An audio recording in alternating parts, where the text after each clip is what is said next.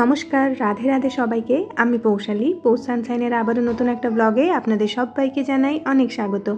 আশা করি আপনারা যে যেখান থেকে আমার ভিডিওটি দেখছেন সবাই খুব ভালো আছেন আর সুস্থ আছেন। এখন বাজে সকাল 8টা মতো। বাড়ির বাসি কাজকর্মগুলো সকাল সকাল উঠেই সেরে ফেলেছি আর এখন চলে এসেছি সোজা পুজো করতে। আজকের ব্লগটা এখন থেকে যারা দেখছেন তাদের সবার কাছে আমার একটাই অনুরোধ, ভিডিওর মধ্যে যদি কোনো অংশ আপনাদের কাছে একটু হলেও ভালো লেগে থাকে তাহলে প্লিজ লাইক কমেন্ট করে জানাতে ভুলবেন না। আর আমার এই পরিবারের নতুন কোনো সদস্য হলে আপনাদের যদি এইরকম ধরনের লাইফস্টাইল ব্লগ দেখতে ভালো লাগে তাহলে অবশ্যই চ্যানেলটিকে সাবস্ক্রাইব করে আমার পাশে থাকতে পারেন। আপনাদের এক একটা লাইক কমেন্ট কিন্তু আমাকে নেক্সট একটা ভিডিও বানানোর জন্য অনেক বেশি মোটিভেট করে। আর আজকে সকালবেলা না ঠাকুরকে লাল জামরুল দিয়ে পুজোটা দিলাম। কালকে শ্বশুরবাড়ি থেকে শাশুড়ি এসেছিলেন, তো আমার শ্বশুরবাড়িতে অনেক বড় একটা লাল জামরুলের গাছ রয়েছে। প্রত্যেক বছর অনেক অনেক করে জামরুল হয়, তো প্রথম জামরুলটা আমাদের ঠাকুরকেই দেওয়া হলো। অনেক কটা জামরুল এনেছিলেন, তো এত জামরুল তো আমরা একা খেতে পারি না, আশেপাশে সবাইকে দিয়েছি। আর সবাই না লাল জামরুল পেলে ভীষণ বেশি খুশি হয়ে যায়। যবে থেকে এখানটা এসেছি আমার সাথে সাথে আমার পাড়া প্রতিবেশীরাও আমার শ্বশুরবাড়ির লাল জামরুল খেতে খেতে অভ্যস্ত হয়েছে। যে বছর হয়তো আমার দিতে দেরি হয়েছে সেই বছর কিন্তু ওনারা জিজ্ঞেস করেছেন যে তোমার শ্বশুরবাড়িতে লাল জামরুলটা এবছর হয়নি। তো যাই হোক, এবছর সবাইকে দিয়ে আমিও খুব খুশি হয়েছি। আর শ্বশুরবাড়ি থেকেই এই কলমি শাকগুলো এসেছিলো, তো কলমি শাকগুলো ভেজে নিয়েছি। আর আজকে কি ভুল করেছি বলুন তো, কলমি শাকগুলো ভাজতে ভাজতে আমি চলে গিয়েছিলাম পুজো করতে, সেই কারণে ঢাকনাটা দিয়ে গিয়েছিলাম। আর ঢাকাটা খুলে দেখি যে কলমি শাকগুলো একদম ঘাঁটা ঘাঁটা হয়ে গিয়েছে। তবে আমার হাজব্যান্ড আবার একটু শুকনো শুকনো কলমি শাক ভাজা খেতে বেশ পছন্দ করে। তবে আজকে তো ঘেঁটে গিয়েছে, ভাবছি ওপর থেকে একটুখানি বড়ি ছড়িয়ে দেবো। মা যে মুসুর ডালের বড়িগুলো দিয়েছিল সেটা একদম শেষে ভেজে ছড়িয়ে দেবো ওপর থেকে। আর এই উচ্ছেটাও না আমার শ্বশুরবাড়িতে চাষ হয়েছে, মানে বাড়ির সামনে যে জায়গাটা রয়েছে সেখানটায় নিজেদের মতো করে উচ্ছে চাষ করেছে, অনেক কটা উচ্ছে এনেছিলেন। আর এই গরমের সময় বলুন বা শীতের সময় প্রত্যেকটা সিজনে আমার শ্বশুরমশাই অনেক কিছু চাষ করেন বাড়ির সামনেরটাতে। তো এবছরও বেগুন ভিন্ডি করেছেন, তো সেগুলোও এনেছেন আমাদের জন্য। তো ওখানটাতে এত চাষ হয় না যে দুটো মানুষ খেয়েও হয়তো অনেক বেশি রয়ে যায়, সেই কারণে মাঝে মধ্যে আমাদেরকেও এসে দিয়ে যান। এবছর মেয়েকে নিয়ে তো যেতে পারিনি শ্বশুরবাড়ি এরকম সময়টাতে, তা নাহলে এরকম সময়টাতে গেলে আপনাদের সাথেও শেয়ার করতাম কি কি চাষ হয়েছে। তবে আগের বছর ভিডিওতে আপনাদেরকে দেখিয়েছিলাম যে আমার শ্বশুরবাড়ির সামনে যে ছোট্ট জায়গাটি রয়েছে সেখানটায় কি কি সবজি ফলের চাষ হয়েছে। আর এই তো এখন কিন্তু মেয়েও ঘুম থেকে উঠে পড়েছে, ওকে এখন একটুখানি খাইয়ে দেব। তো তার আগে ব্রাশটা করিয়ে দিয়েছি, যেহেতু ওর বাবা ঘুমোচ্ছে সেই কারণে আমাকে ছেড়ে নিচে একদমই নামবে না, ওকে ওই কিচেন স্ল্যাবে বসিয়ে রেখেছি। আজকাল আবার কি ইচ্ছে হয়েছে ওই ট্যাপের জলটা না খুলে খুলে হাত পায়ে নিতে থাকে, তো আমি মাঝে মধ্যে মানা করি তবে শুনতে চায় না। গরমের সময় ওর একটুখানি ভালো লাগে হাতে পায়ে জল দিলে। আর আজকে সকালবেলা ওকেই জিজ্ঞেস করলাম আজকে কি খেতে চায়। প্রত্যেক দিন তো নিজের ইচ্ছে মতো খাওয়াই, তবে আজকে ওকে জিজ্ঞেস করলাম 2-3টে অপশান দিয়ে, তো নিজেই বললো আজকে বেসনের চিলা খাবে। সেই জন্য আজকে ওর পছন্দ মতো বেসনের চিলাই বানিয়ে দিচ্ছি। আর এটা বানাতে বানাতে মনে হলো হাজব্যান্ডকেও এটাই টিফিনে দিয়ে দেবো, তবে ওকে একটুখানি সবজি দিয়ে মিক্স করে তারপরে বানিয়ে দেবো আর কি। মেয়েকে সবজি দিলে না বেসনের চিলা টিলা খুব একটা বেশি খেতে পছন্দ করে না, ও নর্মাল বেসনের চিলাটাই খেতে পছন্দ করে, ওর জন্য ওকে এটাই বানিয়ে দিচ্ছি। আর তার সাথে সাথে কিন্তু এদিকে রান্নাবান্নাগুলোও চলছে। তো আমি কাজের ফাঁকে ফাঁকে এরকম করে কিচেনটা পরিষ্কার করতে থাকি। এটা আমি আগেও আপনাদের সাথে শেয়ার করেছি। এরকমভাবে করলে কি হয় বলুন তো, রান্নার পরে কিন্তু আপনার কিচেনে খুব একটা বেশি সময় দিতে হয় না পরিষ্কারের জন্য। তো এই অভ্যেসটা করলে দেখবেন বাচ্চা নিয়েও না খুব সহজে বাড়ি ঘরদোর ক্লিন রাখতে পেরেছেন। আর আজকের ভিডিওতে আপনাদের সাথে খুব ছোট্ট ছোট্ট কয়েকটা আমি টিপস শেয়ার করব যে কিভাবে কাজের ফাঁকে ফাঁকে বা ছোট বাচ্চা নিয়েও বাড়ি ঘরদোর আপনি পরিষ্কার রাখতে পারেন। মিষ্টি আলু আর বিটরুট দিয়ে যে টিক্কিটা বানিয়েছিলাম সেইটা এখন ভেজে নিচ্ছি। তবে কালকে রাত্রেবেলা একদম ভুলে গিয়েছিলাম এটাকে ডিপ ফ্রিজার থেকে বের করে নর্মাল ফ্রিজে রাখার জন্য, সেই কারণে একদম বরফের মতো শক্ত হয়ে আছে। সেই অবস্থাতেই আমি প্যানে বসিয়ে দিলাম, এটা থাকতে থাকতে হয়ে যাবে। তবে নর্মাল ফ্রিজে রাখলে কি হয় খুব সহজেই কিন্তু হয়ে যায়, একদমই সময় লাগে না। এখন তো বরফটা গলতে সময় লাগবে, তারপরে রান্নাটা হওয়া শুরু হবে আর কি। আর এদিকে কিন্তু আমি মোচার ঘন্ট বানানোর জন্য মশলা কষিয়ে নিচ্ছি। আগের দিনই শাশুড়ি মা মোচা কেটে দিয়ে গিয়েছিলেন, সেটাকে আমি সেদ্ধ করে একদম রেখে দিয়েছিলাম যাতে আজকে রান্নাতে খুব একটা বেশি সময় না লাগে। তো মোচাটা সেদ্ধ করে রয়েছে, এদিকে আমি মশলাটা কষিয়ে নিচ্ছি। এর মধ্যে আমি একটুখানি 5 ফোড়ন আর একটুখানি তেজপাতা শুকনো লঙ্কা দিয়েছি। আর মশলার মধ্যে কিন্তু আমি একটুখানি টমেটো আর আদা বাটা দিয়ে দিয়েছি। আর গুঁড়ো মশলা যা ব্যবহার করি হলুদ গুঁড়ো, লঙ্কা গুঁড়ো, সবজি মশলা আর জিরে গুঁড়ো দিয়েছি। আর এই তো এখানটায় কিন্তু একটু কাঁচা ছোলা ছিল, সেটাও দিয়ে বেশ কিছুক্ষণ নাড়াচাড়া করে আমি সেদ্ধ করে রাখা মোচাটা দিয়ে দিচ্ছি। তবে আজকের মোচাটা না ওই ঠিক মায়ের মতো হয়নি, থোড় বলুন বা মোচা বলুন, এগুলো আমার খুব ফেভারিট একটা খাবার। তবে মায়ের হাতে খেয়ে খেয়ে এমন অভ্যেস হয়ে গিয়েছে, এগুলো মায়ের হাতে খেতেই যেন বেশি ভালো লাগে। আজকে রান্না করছিলাম আর ভাবছিলাম যে মায়ের মতো কি হবে। তবে বিশ্বাস করুন, রান্না করার পরে মায়ের ধারে কাছেও যেতে পারিনি, একদমই মায়ের মতো স্বাদটা আনতে পারিনি। আর এই ধরনের সবজিগুলো আমি খুব ওকেশনালি খাই, বাড়িতে রান্না করি না বললেই চলে, যেহেতু এগুলোর পেছনে অনেক বেশি খাটাখাটনি রয়েছে। আর ছোটো বাচ্চা নিয়ে না এখন এত বেশি খাটাখাটনি রান্নাগুলো করতে পারি না। আর সত্যি কথা বলতে কি, মায়ের হাতের স্বাদ কখনোই কোনো কিছুর সাথে তুলনা করা হয় না। আপনি চাইলেও মায়ের মতো করে কখনোই রান্না করতে পারবেন না। আর যেদিনে পারবেন সেদিনে মনে করবেন যে আপনার সংসার জীবনের অভিজ্ঞতা অনেক বছর হয়ে গিয়েছে। আর এই তো এখানটায় কিন্তু হাজব্যান্ডের জন্য একটুখানি চিলা বানিয়ে নিলাম। এর মধ্যে সবজি হিসেবে আমি একটুখানি গাজর, ক্যাপসিকাম আর বিনসের কুচি দিয়ে দিয়েছি। তো সব কিছু দিয়ে বসিয়ে এসেছি এখানটায়। আর এখানে কিন্তু ফ্রিজের ওপরটা পরিষ্কার করে নিচ্ছি। আর তার সাথে সাথে ঘরদোর পরিষ্কার করে রাখার কিছু ছোট্ট ছোট্ট টিপস আপনাদের সাথে আজকে শেয়ার করছি। তার আগে আরও একটা কথা বলে রাখি, প্রতিদিন কিন্তু পরিপাটি থাকাটা অনেক বেশি কষ্টকর। তারপরে যদি ছোট বাচ্চা নিয়ে সংসারে কাজকর্মগুলো করতে হয় তাহলে কিন্তু আরও বেশি কঠিন হয়ে যায় সব কিছু। তা সত্ত্বেও আপনার দৈনন্দিন কাজে ছোটোখাটো কিছু পরিবর্তন আর নিয়মিত বিশেষ বিশেষ কিছু কাজ করলে না সংসারের কাজগুলো অনেক বেশি সহজ হয়ে যায়। প্রথমেই বলবো সকালে তাড়াতাড়ি ঘুম থেকে ওঠা। এটা হয়তো অনেকের কাছে খুব কঠিন একটা কাজ, তবে আপনি যেই সময় ঘুম থেকে ওঠেন খুব বেশি নয়, আপনি যদি আধ ঘন্টা আগেও ঘুম থেকে উঠতে পারেন তাহলে দেখা যায় নিজের কিছু কাজ খুব সহজেই গুছিয়ে নেওয়া সম্ভব হয়। আর যে কোনো কাজ শুরু করার আগে যদি সঠিক পরিকল্পনা করতে পারেন, তার মানে হচ্ছে কোন কাজটার পরে কোন কাজটি করবেন সেরকমভাবে যদি একটুখানি গুছিয়ে নিতে পারেন তাহলে কিন্তু প্রত্যেক দিনের কাজ খুব সুন্দরভাবে করা যায়। সকালে ঘুম থেকে উঠে সারাদিন কি কি কাজ করতে হবে সেটার একটা লিস্ট বানিয়ে নিতে পারেন, বা সেটার জন্য আপনি মেন্টালি নিজেকে তৈরি করতে পারেন। তাহলে না কাজ করতে করতে দেখবেন কাজের গতিও বেড়ে গিয়েছে আর কাজগুলো খুব সুন্দর পরিপাটিভাবে গুছিয়ে করতে পারছেন। আরও একটা টিপস শেয়ার করি, আপনারা চাইলে কিন্তু প্রত্যেক সপ্তাহের একটা ক্লিনিং রুটিন ফিক্সড করে রাখতে পারেন, যে কোন কোন দিন বাড়ির কোন কোন জায়গাগুলো পরিষ্কার করবেন। খুব বেশি নয়, 5 থেকে 10 মিনিট যদি আপনি প্রত্যেক দিন ক্লিনিংয়ের পেছনে দেন না, তাহলে ওই 1 মাসের ডিপ ক্লিনিংয়ের জন্য আপনাকে খুব একটা বেশি পরিশ্রম করতে হয় না। এটা তো আমি সবসময় ফলো করে চলি। আর এরকম যদি উইকলি একটা ক্লিনিং রুটিন আপনারা মেনে চলেন তাহলে দেখবেন আপনার বাড়িঘর কিন্তু সবসময় পরিপাটি ঝকঝকে হয়ে আছে, খুব একটা বেশি ময়লা কোথাও সেরকমভাবে জমতে পারে না।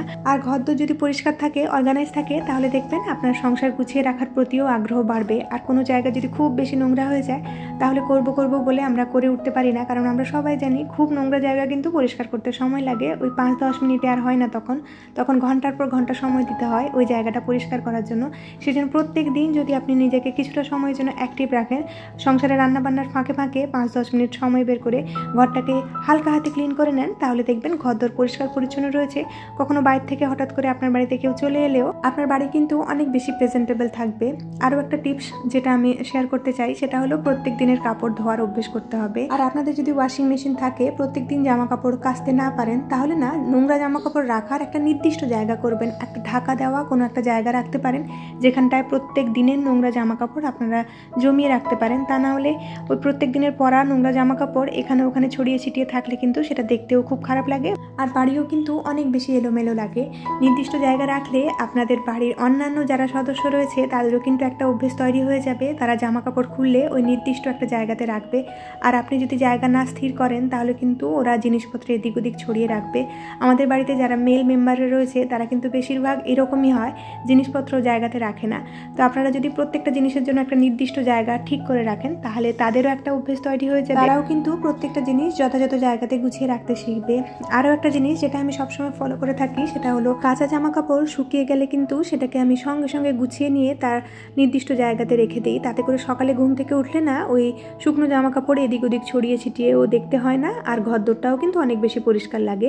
আর আপনারা যারা মেশিন ব্যবহার করেন তারা কিন্তু ওয়াশিং মেশিনটা চালানোর একটা সময় নির্ধারিত রাখতে পারেন। এই যেরকম আমি কি করি, বেশিরভাগ ক্ষেত্রে হয় সন্ধ্যেবেলা মেশিনটা চালিয়ে সারা রাত জামা কাপড় শুকোতে দিয়ে দিই, তা না হলে সকালবেলা ঘুম থেকে উঠেই কিন্তু মেশিনটা চালিয়ে দিই, যখন যেরকম প্রয়োজন তখনই সেরকমভাবে কাজ করি কিন্তু। আর এরকম একটা রুটিনে চললে কিন্তু আপনি নিজেও বুঝতে পারবেন যে কোন কাজটা আপনাকে কখন করতে হবে। মোদ্দা কথায় আপনাকে প্রত্যেকটা কাজের একটা রুটিন ফিক্সড করে রাখতে হবে। আর আগের একটা কোনো ভিডিওতে কাই দিদিভাই জিজ্ঞেস করেছিলে যে আমি কাঠের ফার্নিচারগুলো কিভাবে পরিষ্কার করি সেটা জানানোর জন্য। আমি কিন্তু বেশিরভাগ দিন মানে উইকলি যে ক্লিনিংটা করি সেটা না, আমি একটা ভিজে কাপড়কে একদম মানে শুকনো শুকনো করে নিই, মানে কাপড়টাকে ভিজিয়ে একদম শুকনো করে নিয়ে তারপরে ফার্নিচারগুলো মুছে থাকি। আর এখন যে সলিউশনটা ব্যবহার করছি এখানে রয়েছে ভিনিগার, আর তার সাথে রয়েছে একটু এসেন্সিয়াল অয়েল, আর অল্প একটুখানি জল রয়েছে, মানে একদম নামমাত্র জল রয়েছে। এটা দিয়ে আমি কাঠের ফার্নিচারগুলো পরিষ্কার করি, তবে এটা মাসে একবার করে থাকি। তো এটা দিয়ে পরিষ্কার করলে না কাঠের ফার্নিচারগুলো কিন্তু একদম ঝকঝকে থাকে, মানে নতুনের মতো থাকে আর কি।